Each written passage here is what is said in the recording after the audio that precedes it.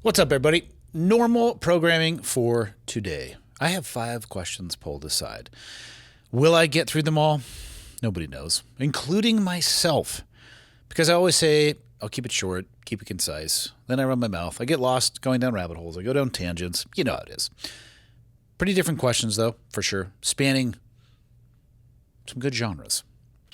Before I get into that, please stay with me for about 90 seconds. Let's pay the bills. This episode is brought to you by Helix Sleep. This could be the easiest ad read that I ever do. I've been sleeping on one of these mattresses for, I think, over 5 years at this point. I was first exposed to them through the podcast years ago. Anybody who's been with the show for a while knows I did a 3-year exclusive deal with Black Rifle, but for a few years before that, I would occasionally do an ad read for Helix. With that, I got a mattress from them. And holy cow. I mean, my wife and I, we have the ability, we travel all the time. And the number of times we have had a conversation about can't wait to get home because we love our mattress so much. At first, when I heard about these mattresses, I didn't think, one, that it was possible to have one delivered to your house in the size of the box that it does. Prepare yourself that it comes in a box that you're not going to think there's a mattress in, and have somebody there to help you as well. It's pretty heavy and dense. But it was really cool. Went onto their website. They have a sleep quiz, and it runs you through, do you sleep hot? Do you sleep cold? Do you like soft? Do you like firm? Do you sleep on your side, stomach, back? All of these things, and it can push you towards a suggestion for a mattress. My wife and I, we sleep on the Midnight Luxe. That's the mattress we've been sleeping on. During the time period that I had the exclusive advertising deal with Black Rifle, we moved into a townhouse in the town in Kalispell to shorten our commute. We needed some mattresses. I went straight back to Helix Mattress and ordered a mattress for every bedroom in the house. Ordered myself another one. It was a Midnight Luxe as well. Full price, no discount, because of how awesome they are. So the guest bedroom, Helix. My son's bedroom, Helix. Our bedroom, Helix. They're legit. It's the best sleep that I have ever had. I am not joking. I've traveled the world with my wife, and every time we're on our way home, we say the same thing. I cannot wait to get back into our house to sleep in our own bed. I highly recommend you go over to their website and start with the sleep quiz. If you really know what you want, I suppose you could skip that, but let their software do its thing. Let it give you a suggestion based off of the questions that it's asking you. Head over to helixsleep.com/clearedhot. What you're going to find is 27% off site-wide, plus a free bedding bundle, which is a sheet set and a mattress protector with any Luxe or Elite mattress order. That is helixsleep.com/clearedhot. helixsleep.com/clearedhot. The mattresses I've ordered have showed up somewhere between 7 to 10 days. That's how close you are to potentially the best sleep of your life. You will not regret it. Back to the show. Okay, got the red smoke. Gun run, north or south, west of the smoke, west of the smoke. Okay, copy, west of the smoke. I'm looking at danger close now. Oh, with it, baby, give it to me, I need it. You're cleared hot. Copy, cleared hot. Shall we get into it? I have 5 questions pulled aside for today. Will I get through them all? Nobody knows, including myself. So let's dive in. Andy, longtime listener, and hopefully you will add this to a full Auto Friday. Well, here you go. We are doing so right now. Enjoy the journey. I am a conservative, Republican voting by default, as I'm not a fan of the two-party system. As someone who's listened to you over the years, I want to get your feedback on the recent crackdown from the Trump administration on college institutions, in parentheses, with government funding and deportation of visa holders in the U.S. I find myself agreeing with a lot of what this administration is doing, but cannot get behind potential revoking of visa holders on college campuses because of certain viewpoints and or protesting. If they take over a school building, there should be enough in the current U.S. law to prosecute without revoking their visa and deporting them via the State Department. I'm going to say this. There wasn't a single question mark in your email. So I'm assuming you want to get my thoughts on what you described. And here they are. But first, the obvious, perhaps. I'm not a lawyer. I am not an expert on the State Department, visas, immigration, or deportation.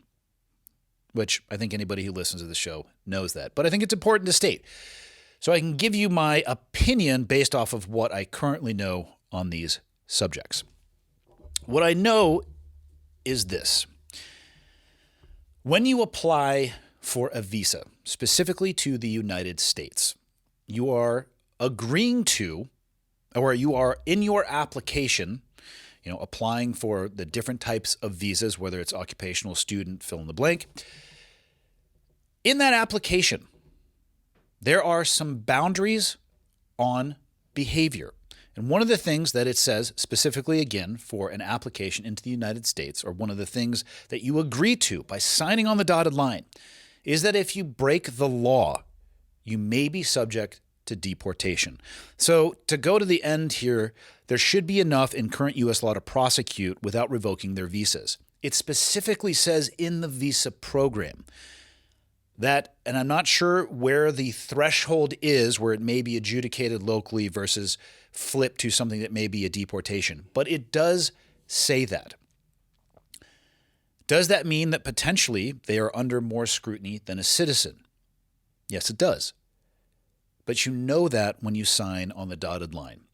There is some truth to the statement of fuck around and find out. I'm trying to view this through the lens of me as an individual applying for a visa in a different country that I wanted to, I'll say go to school, because that's the example that we were using here, even though I would not do well in a college environment, even at the age of 47. I wouldn't flourish there. In the application, there's a reason that a lot of these things have small print. It lays out, who you are, this is what I'm trying to do, and the country that you are applying to visit can put some boundaries on your behavior.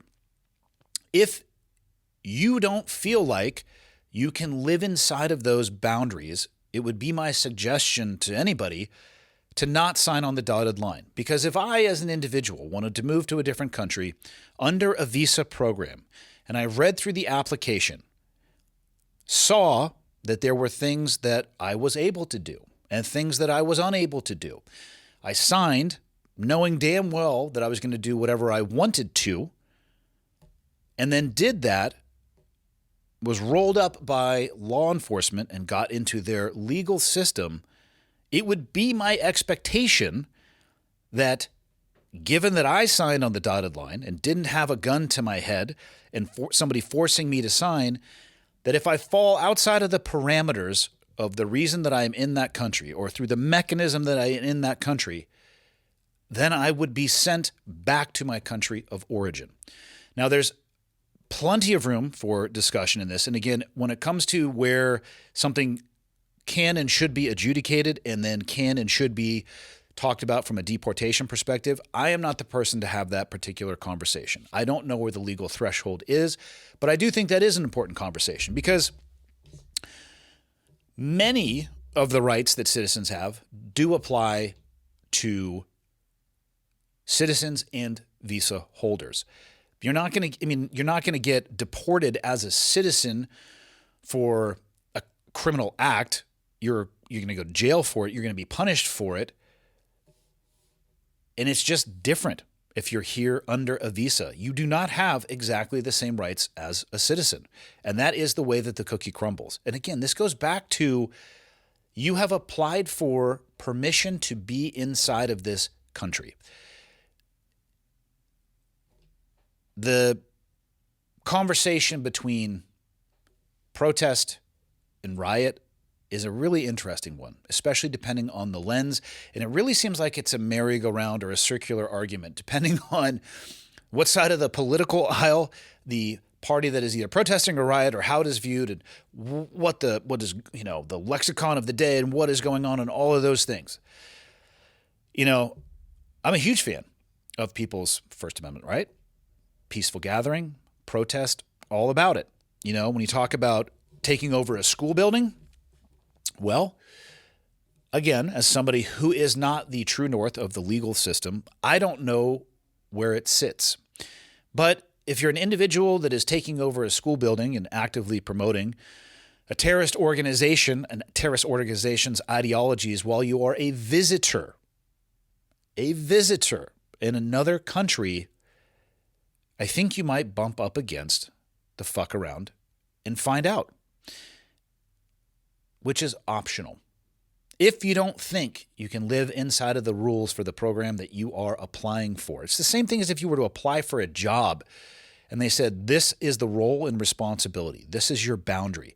If you don't think you can do that and you think you're just going to muscle your way through the system without having any consequence whatsoever, I'm here to tell you that's probably not going to go your way. And you shouldn't have any expectation that it should. So to me, I put this back onto the individual who is applying for and living under those visa conditions. If you do not want to worry about deportation in this instance of what you're talking about, where you would rather have something prosecuted versus worked at the State Department level, live and operate inside of the boundaries of the visa that you are visiting the country under. I don't want to say it's simple, but that's a really good way to stay off the radar. Agree to the contract that you signed. I put a lot of this back on the individual's actions. If you step outside of those roles, I mean, what do you expect? I try to think about this from me going to somewhere else. And if I were to do that, what would I expect them to do? I would expect them to bounce me, depending on the severity, of course. You know, for jaywalking, I don't think that's a big of a deal. But at some point in that legal system, it will trip over. I get where you're coming from. I think that many people are worried about the weaponization of the immigration system or the demonization or vilification of immigrants. And I think in a grander scheme, I don't think that that is happening. I think instances like ones that are constantly churning in the media can be some emotionally compelling at the time. But I don't think that they're the vast majority of things that are actually occurring. I think it's actually the minority. And again, I go back to individual actions. If you want to stay off the radar, or if you don't want to get bounced, live and operate inside of the boundaries of the contract that you, as the individual, signed up for. That's all I have for that. Whether or not that answers your question, I don't know. Question 2, how do you think Waco or Ruby Ridge would have been handled tactically by law enforcement today? I can't help but think with all the experience gained post 9/11, authorities would have been better prepared and able to reach a different outcome. Your thoughts on this would be great to hear. This is a fantastic question. I haven't thought a lot about this. I read this email last night and I was thinking about it a little bit. And there are so many differences between when Waco and Ruby Ridge occurred and now from a tactical perspective. If you go back and watch any of the documentaries on Waco, which is one I don't know an immense amount about Waco, but I do know more about Waco than I do the understanding of what happened at Ruby Ridge. And I'll say this. I think it is my belief that if possible, if this were to happen today, it is my belief that the agencies responding to each of those or either of those would do everything they could to not get into a gunfight and not escalate to the loss of life on either side of the equation. But I think, and I don't have any data to support this, but my initial thoughts are that I think the Ruby Ridge incident could more than likely be solved without loss of life. I'm not so sure the Waco one could, and I'll get to that in a minute. But in the modern era, and this is an interesting conversation. I've heard people talking about this, the militarization of police, not only from a tactical perspective, but an equipment perspective. I live in northwestern Montana, and the SWAT team here where I live has a vehicle that looks eerily similar to vehicles that we used to have overseas. They look like an RG, an armored vehicle. And it's great for the SWAT team. I mean, I would be utterly shocked if that thing was even capable of being overmatched here where I live. It was capable of being overmatched in those countries because you could bury 1,500 pounds of HME or homemade explosive and flip the thing 100 feet in the air, obviously destroying the vehicle and everybody inside of it. That's not the threat that they're facing, but it's a great tactical tool. It can provide cover, concealment. I don't know if I have seen, not this particular department where I live, but I've seen other agencies that seem to have the ability to deploy gas from almost like a RAM perspective on it. I don't know if the one does up here. Body armor's better, weaponry are better, optics are better, night vision goggles better, helmets are better, uniforms better, all of these things. And there's 20 years of experience in mature theaters of war, and a lot of people from those military occupations have made their way into both state and federal law enforcement. So I do believe, even before that, there was what would be the correct word? There was a sharing process of tactics, techniques, and procedures. As tactics were evolving overseas in very kinetic environments, they were making their way back to state and federal law enforcement. They're not all directly applicable, but those lessons learned in blood, to the best of my knowledge, they passed down what they could in the hopes of enhancing the capability of state and federal agencies, and in the hopes that they don't have to learn those lessons in blood as well. So there is an equipment perspective of this and a tactic perspective. Things are drastically different than they were in the time of Ruby Ridge and Waco. Now, having said that, there's really only one thing separating most people from a lot of the equipment that very high-speed units use, and that's a credit card with an appropriate purchasing balance that would allow you to buy a lot of this stuff. I'm not joking. I wish I could. Yeah, I wish. Actually, I don't. I mean, it just is what it is. There is no wishing that you could or couldn't. It just is what it is. A lot of the items are super expensive, but you really could, if you wanted to, as an individual, outfit yourself almost identically to what state and federal law enforcement are capable of doing. Whether or not you should do so, it's a conversation for yourself, and what you would want to spend your hard-earned money and time on. It's up to you. So, a lot of lessons learned, a lot of equipment differences. If you go back and you look at any documentary on Waco, and I'm sure they were wearing the most high-speed gear at the time, but damn, looking back now, and maybe this will happen 30 years from now with what people are wearing right now, holy shit. We're talking some of my favorites, MP5s, pistol caliber, submachine gun, pistols, shotguns, some helmets that look like they could hold, 15 or 18 cans of soup inside of them. It was pretty wild. Like I said, cutting edge at the time, but in the rear view mirror, not incredibly cutting edge. I think they did, in fact, have an armored vehicle of some kind, but a lot of it was just foot movement up to the actual structure in Waco. They had a surrounding perimeter, but they kind of went at it full back dive when it was time for them to go full back dive. The reason I think that Waco might be a little bit more difficult to avoid loss of life is that there was a large group of people. They were well armed. There's a lot of contention around why the government even showed up in that compound in the first place, and that's not even in the calculus of what I'm talking about. That is for people to discuss. I'm not going to call it a conspiracy theory. We'll just say that there's an interesting conversation, argument about why federal agencies started paying attention to Waco in the first place. It was a very committed, very devout belief system in what they believed group of people. And some of those people inside of there, they were ready to get it on, and they would have rather gotten it on than come out of there. But I think the biggest difference between that era and now, the tactics aside, the equipment aside, and the reason I think that the federal entities would do everything humanly possible to avoid the gunfight that did occur, the fire that did occur, the loss of life that did occur, is this. And for those of you who are audio only, I'm holding up my phone because that didn't exist when Waco happened. It didn't allow an opportunity for the people inside of there to basically be live streaming everything that is happening in real time. And I don't think anybody, specifically law enforcement, wants to get involved in a gunfight or a situation like that when you're on Instagram Live, or fill in the blank. The ability for people to just blast it out. Now, is there a time and place for that? And can you be pushed to that? Absolutely. Would those entities take action if they needed to? Yes. But if you think that public perception doesn't factor into the calculus, I don't think you're paying attention to it closely enough. It does absolutely matter.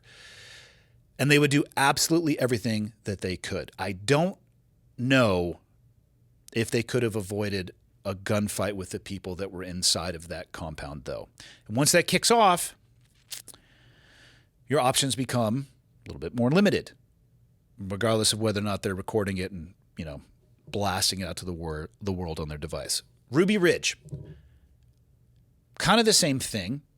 Again, with the ability of people, not that there were more people at Waco, so I think more opportunity for these devices to have an impact.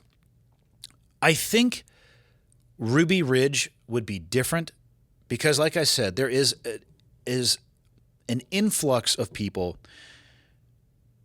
with a very deep level of knowledge and experience from the 20 years of sustained combat. I think in the modern era, because of that they would have exercised a little bit more tactical patience. I think they would have surrounded and called out and not pushed the issue. Even if shot at, I think they would have taken a tactical pause, assessed the situation, assessed the tactical situation. Were they in the advantage or in a disadvantage? Do they need to force it? Do they need to go full back dive through the door? And I'm not saying that that was their default back then, but it is my experience that as people gain experience in those tactical environments, you start using your brain a hell of a lot more than when you first started. I mean, I hate to say this, but in profession of arms, it is a part of the culture. The threat. Have you ever been in a gunfight? Not even that it matters. And in the military, if you ever killed somebody, not even that it matters. Before you cross the threshold of either of those, there is a desire to do so. After you cross the threshold of that, I think you come to the realization that it's far less important than you may have thought it was, and you really start to try to think your way through problems. The index finger it's going to work fine. You've trained a lifetime to be able to do that, but you start looking for solutions that lead you away from that. And I think that there would have been, in the modern era, an enhanced level of tactical maturity. And I'm not talking shit at all about either entity that was in either of those situations. I think they did the best that they could. They just didn't have that 20 years of experience and TTP pass down that has occurred now. And again, I could be completely and utterly wrong. Maybe they would get on the ground and do exactly what they did, but I just don't think so. So that is my opinion on both of those. I think that's how it would have played itself out. I hope that's how it would have played itself out. This episode is brought to you by BubsNaturals. There is a story to be told here about a man named Glenn Doherty.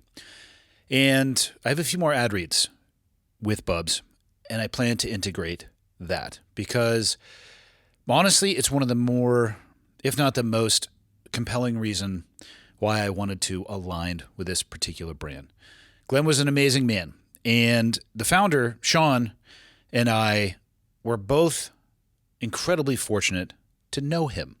And one of the reasons I really like Bubs is that they directly tie back to veterans charities and the Glenn Doherty Foundation.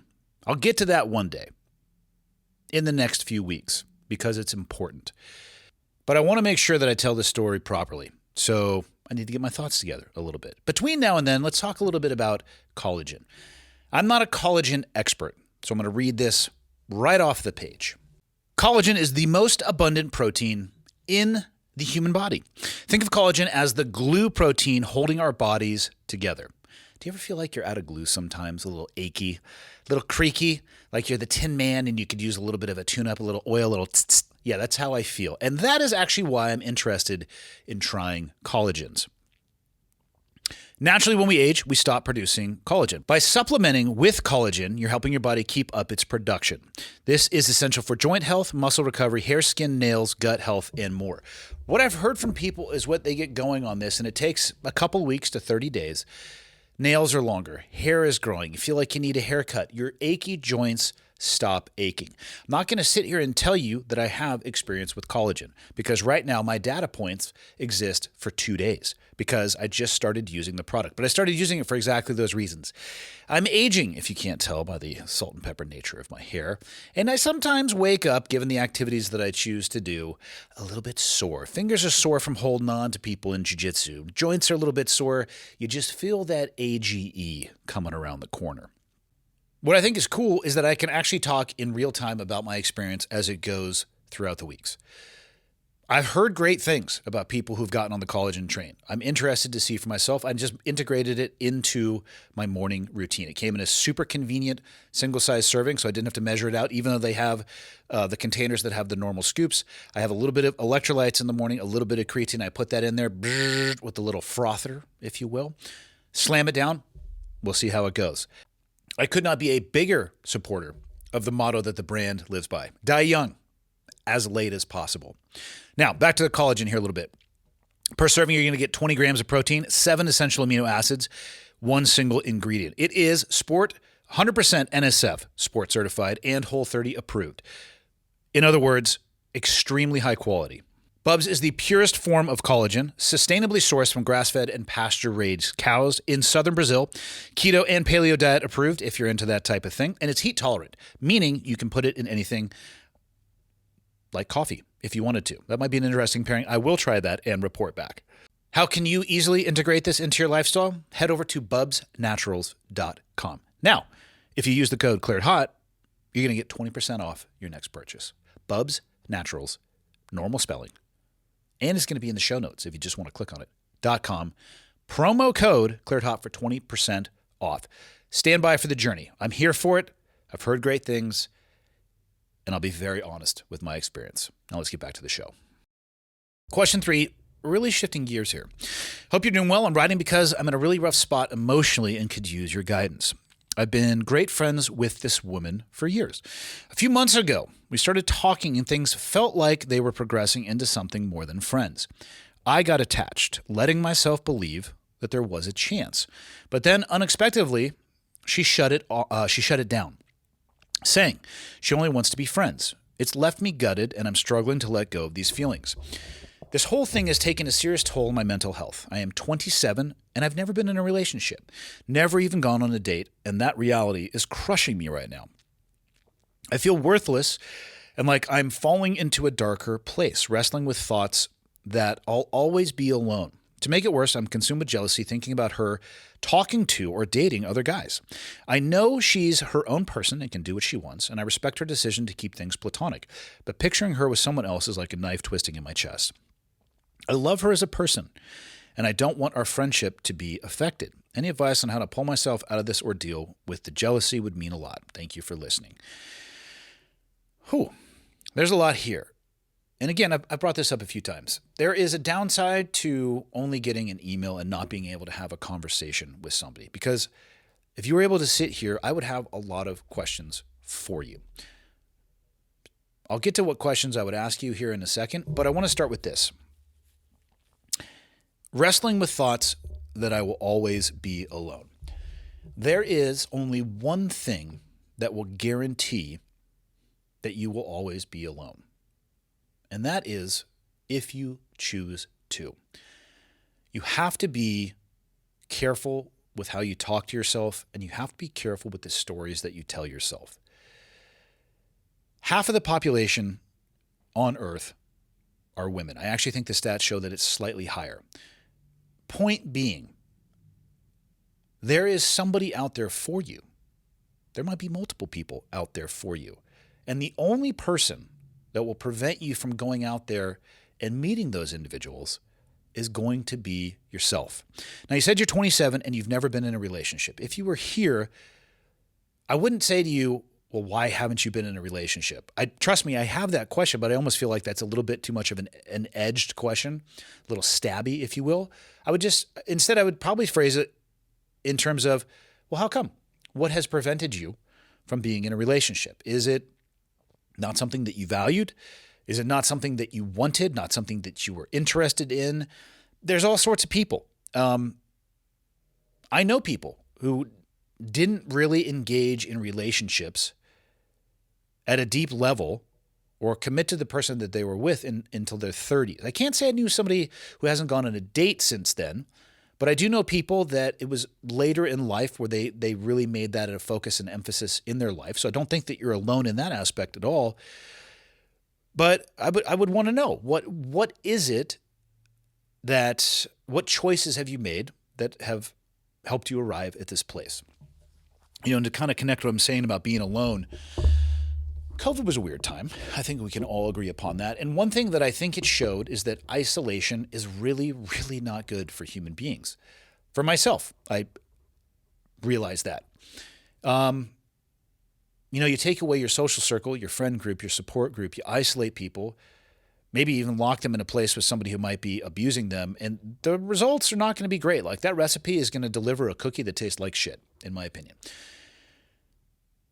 For most people, there are people who really, really do well by themselves. They do not need the social interaction. They don't want or need a partner, and they are fulfilled living that type of life. If you aren't that person, if that doesn't describe you to a T, I am going to have one piece of advice for you, and I'm going to tie this in to my middle son. I have 3 children, all on very unique paths. My middle son's name is Tyler. He's going to Montana State, pursuing mechanical engineering. 2 summers ago, he started 2 businesses. He has a window cleaning business called Peeping Tom's Windows. He has done all the business. My obviously incredible and valuable suggestion to him was with the name. I did the heavy lifting there. He did all the window cleaning. He has another business for the wintertime. It's called Epstein's Christmas Lights, because they're not going to hang themselves. Again, I think people can probably guess what my input and role in that was. It certainly wasn't hanging the lights. Both of those businesses require him to go out and drum up business on his own. And I tell you what, the stats are always interesting to me. People, their number one fear is public speaking. And I can kind of get it. I do a good amount of public speaking, and I'm sure everybody who speaks publicly gets nervous, but the more you do it, the more comfortable you are with it. You realize you're never going to be perfect. You're going to maybe stumble on some words. The perfect presentation doesn't exist. You're going to do the best you can. And every single person in the audience would trade a substantial sum of money to not be you up on stage underneath the spotlight. But if you get enough reps in, it stops bothering you. My middle son is very smart, and that'll serve him well in life. But the one thing that just gives me a little bit of a ability to kind of calm down and know that he's going to be okay is that he doesn't mind being told no. It literally is like water off of a duck's back, because he has knocked on so many doors, and he knows, KNOWS, that when somebody tells him no, all that means is there's another opportunity right next door to find that yes. And if you can get to a place where being told no actually is just a log that goes on your fire of motivation, you will be unstoppable in life. And it's one of the coolest things about Tyler. I didn't teach him that. I didn't suggest that he go knock on doors. I never went with him a single time. He figured the pitch out on his own. He went to the neighborhoods. He was knocking on doors. He figured it out. And that little shit put together a multi-$1,000 per month business venture on his own that still exists. He's trying to figure out a way to go to college and do that. It's unbelievable. That skill is going to serve him so well in everything he does in life. And it can serve you well in life too. So my advice to you is this. Dude, get out there. Talk to women. Talk to other women. I don't understand dating apps, but I know that it's relatively commonplace. It's an ecosystem that exists for people that are exactly of your age. Get on there. What's the worst that's going to happen? You're going to be told no. Does it suck? Yeah. Does it hurt? Sure. Does it make you feel good about yourself? No. But what about when somebody says yes? What if you have to go through 100 no's to find the perfect yes? Not the perfect exists, but I think you get the point. How would you feel then? You feel fucking awesome. And I tell you what you forget about, the 100 no's. Get out there, if you're worried about ending up alone, start taking action. It's going to make sure or ensure that you're not going to be. It's going to be reps. Some of them are going to suck. Your first few reps might be awkward. Remember this, unless you do it in some wildly public spectacle, the only two people that will ever remember those 2 reps are going to be you and the person you're talking to. And I bet you the person you're talking to will forget it far quicker than you do. It's going to sting more for you than it will for them. Unless you get super weird, which don't do that. Get some reps in, dude. Get yourself out there. It'll also, I think, help you feel a little bit better about this situation. You love this person and you don't want your friendship to be affected. I'm sorry, but it already is. And it might be healthy for you to distance yourself a little bit. You might respect her decision to keep things platonic, but picturing her with someone else is a knife twisting in your chest. You're consumed with jealousy, thinking about her talking to or dating other guys. I don't think there's a way where you can truly have an honest relationship with this woman, platonic or otherwise, where you actually feel that way. Because let's say you go down the path for another year and you're still struggling with this and you refuse to go out and get reps and you put up a good facade when you're with this person, but it's eating you inside, and she starts sharing with you the last date that she went on. How's that going to make you feel, right? Or she starts talking to you about her boyfriend, or fill in the blank. I don't think it is possible. I'm not saying shit can this person out of your life, but realize the equation here is very unbalanced on one side. She's been open and honest with you about what she wants and what she doesn't want. I don't know if you're being honest with yourself about whether or not you can have this platonic relationship with this person while still feeling the way that you do behind the curtain. I think eventually the curtain might blow itself open, and you're going to be the one looking like an asshole if that's the case, because you are the one who is putting up this, putting a mask on, for lack of a better word, and then behind the scenes, you're feeling differently. It sucks when you get rejected. I totally understand how you're feeling. But I will say this. Your level of jealousy, your concern about her dating other people, and the knife twisting in your chest will decrease if you can find somebody else. You might have some throwaway reps in there. You might have some swings and misses, some ugly missteps. And all I'll say to you that, sir, is welcome to the fucking real world. That's how it goes. It's fucking messy out there. But you got to get out there, man. You have to get out there. And if you do, you're going to feel better about this. Your other option is maintain this attachment to this person that has already told you they don't have this level of attachment to you. The person being unfair in that situation is actually you. You're going to have to sit with that and think on that. Do you have to do anything right now? No, except for create a dating app profile. The best way to do that is going to be to reach out to Michael for help, because he does that shit and I don't understand it at all. But he can probably give you some advice. And you're going to need like a profile picture, and I think a profile, I'm assuming it looks like Instagram, you have a page. No fucking clue. I've never been on a dating app. But dude, get out there. Get some reps in. Are you going to instantly feel better tomorrow? No. Are you going to think about this from time to time over the days, weeks, months, even years? Yep. But it'll be easier to deal with, especially if you find somebody else. There's somebody else out there for you, unless you don't allow it to happen and don't take the necessary steps. It's the best piece of advice I have for you, man. Last one for today. We'll do 4 and we'll be done with it. Subject: how did you prep for BUDS, which stands for Basic Underwater Demolition / SEAL.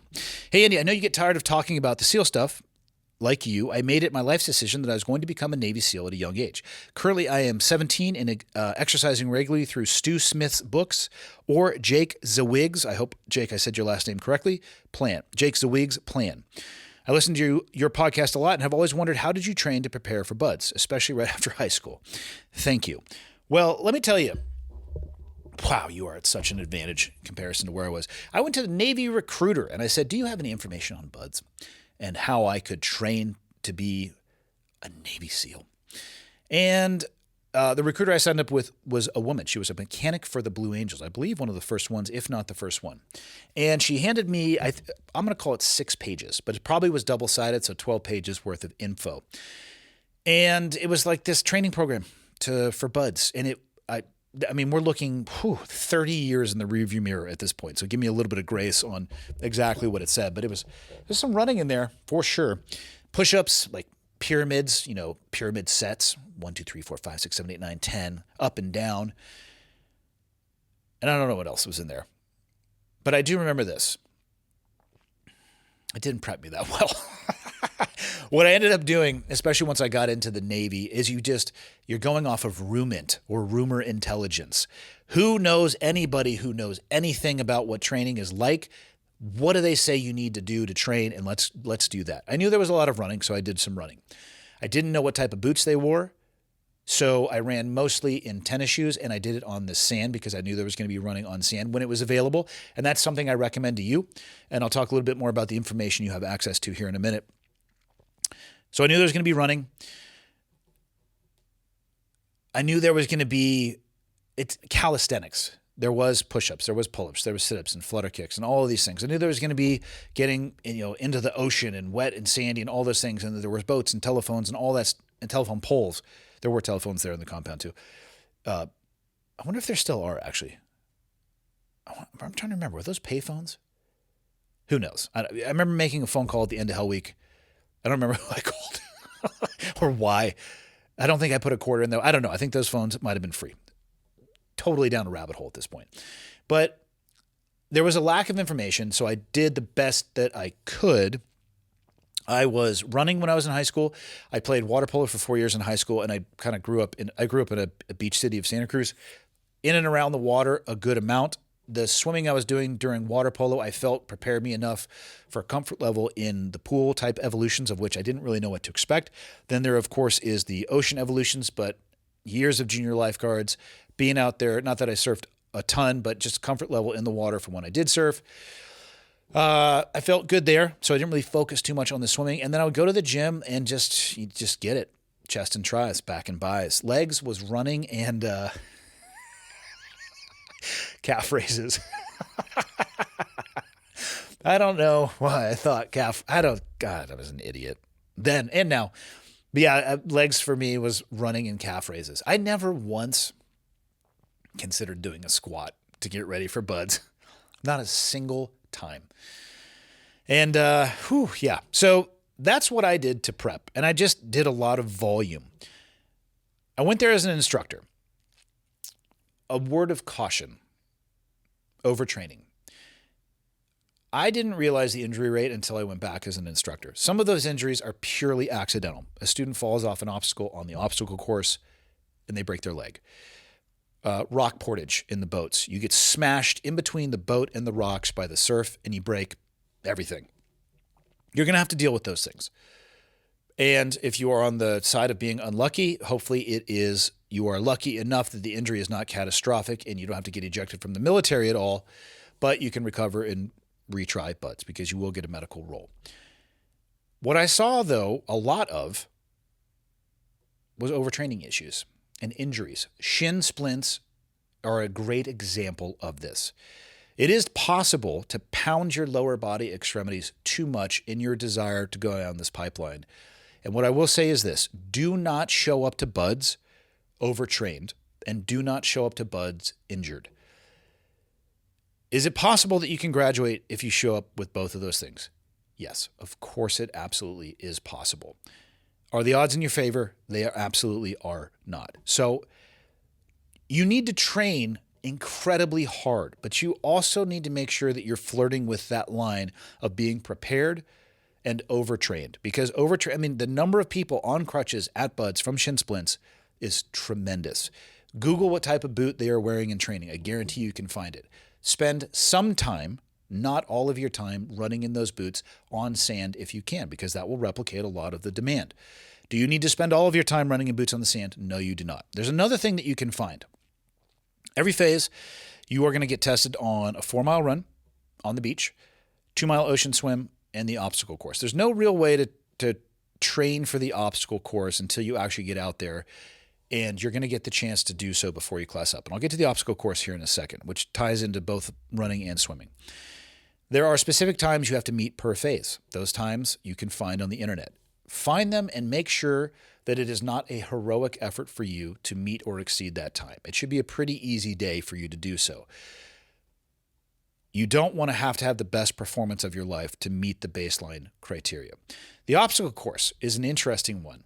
You're going to get a lot of time to practice on the obstacle course, or you did when I was there as an instructor and when I was a student. And I'm here to tell you the key on the obstacle course is not brute force. It's technique. I'll give you a great example. It was the first 1, 2, 3, 4, fifth obstacle. Large cargo net.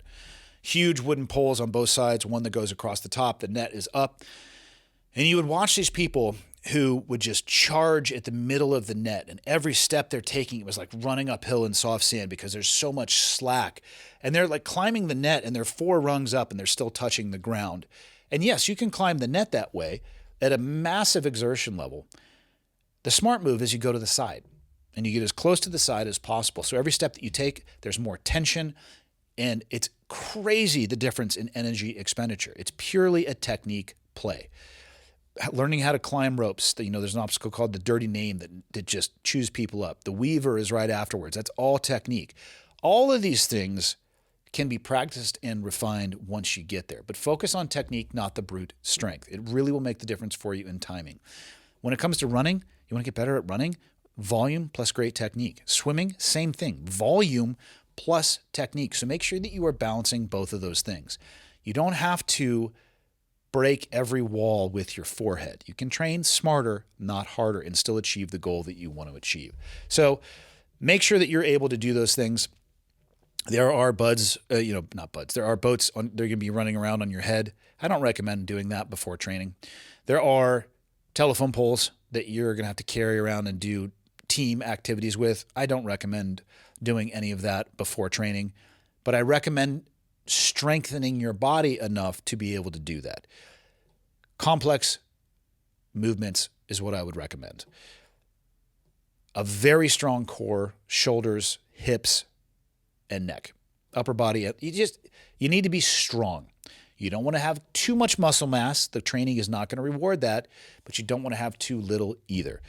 I would be doing less machine type stuff and more odd object type stuff. I'd be working with kettlebells. I'd be working with barbells. Your workouts, I wouldn't make them 2 or 3 hours long. I would have you trending more a little bit of higher intensity, more days per week than not, and then some longer, slower distance type cardio training. And you could combine a run and a swim and a run, whatever you want to do. That's how I would attack it. But the biggest difference is you have the advantage of electronic devices. I heard something the other day. I don't know if it's true, but I'm going to repeat it. 98% of known knowledge to humans is accessible through your phone and your laptop. Use it.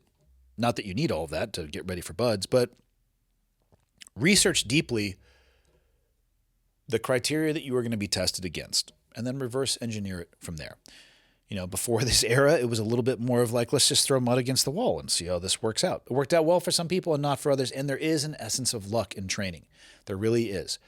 Are you guys going to be running the obstacle course on a day where it hasn't rained the day before and the wood that you're holding onto with your fingertips is completely saturated with water and then slippery? Injuries go up during those time periods, not because the students aren't capable and competent. It's because they got unlucky and it happens. So strip luck out of it and control the other things that you can. Go there as physically capable as possible, but not overtrained. Probably not going to get in great shape while you're at BUDS. It's a little bit of a beatdown, a grind, if you will.